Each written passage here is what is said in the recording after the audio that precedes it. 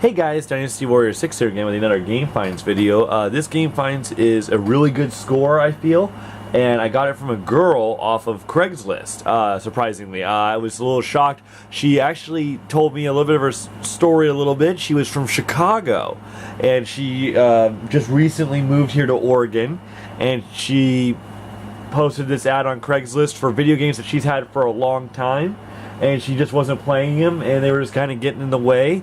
The deal was, it was $80 for everything. Now, there's one thing I won't show you guys, but it did come with a PS1 console. So this is a big PS1 bundle, and it came with a PS1 console. But we're going to jump into the games, mostly.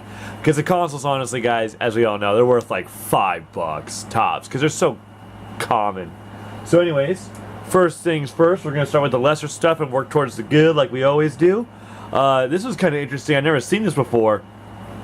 This was a PS1 memory card holder. So, kind of cool. Next up, these are like two Japanese things.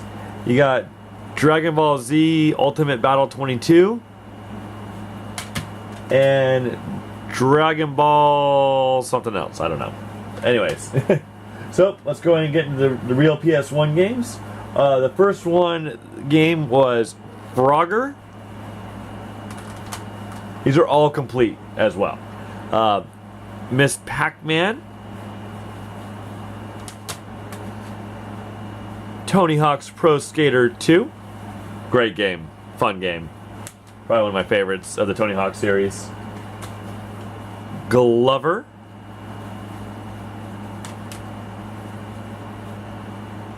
Gex Enter the Gecko.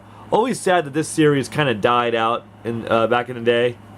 Gex Enter the Gecko. There was Gex 64 even. It was just kind of sad that this series just kind of went to the wayside. All right, Crash Bandicoot 2. Cortex Strikes Back. Classic. Crash Bash. This was actually somewhat uncommon. It is Looney Tunes Sheep Raider, starring Ralph Wolf and Sam the Sheepdog. So, yeah, this was pretty uncommon. Spyro the Dragon.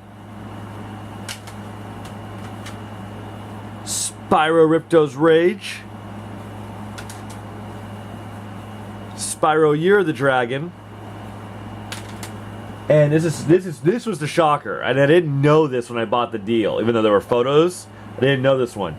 Another Spyro Year of the Dragon. The difference is, though, this one's factory sealed.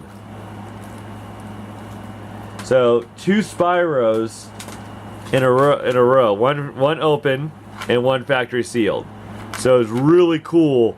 So I'm hanging on to both of these. I thought, actually, honestly, originally, I thought she just had to for some strange reason. And I was going to sell one of these at Portland Retro. But now I got one that's open and one that's unopened. I'm going to hang on to both of them, of course. So, a lot of these games I'll be hanging on to. But I will be selling probably the first Spyro at Portland Retro. I'll be selling the Crash Bandicoot 2 at Portland Retro. Tony Hawk's Pro Skater 2 at Portland Retro. Frogger, of course, and I'll be selling at Portland Retro. And the rest of the stuff, and these Dragon Ball Z things, I'm gonna sell these guys, these two. So I'm gonna sell those two as well. But everything else I'm keeping. I was really happy getting that factory sealed Spyro the Year of the Dragon. I was shocked that I got it. I couldn't believe it. It was a great deal. Got a PS1 console as well, and like a controller or two, but I don't really care about that. So that was it, guys. That was the whole Game Finds. I think it was a relatively awesome score. I think it was a really good find. A lot of rare stuff added into the collection, and it just helped my PS1 library out a lot because I've been kind of sagging just a little bit on the PS1 collecting. I've been really not really going hard at it. Like, I've been going hard on PS2 and Sega Genesis and Super Nintendo and N64 even, but I really have been slacking on, PS1. Even PS4 I've gotten some good stuff. PS3 I've gotten some good stuff. Just PS4 has been PS1's been my just Achilles heel right now. So this was a really good, solid boost, and I'm really happy I picked it up. So I appreciate you guys tuning in, and I hopefully will get another really kick-ass score. See you guys.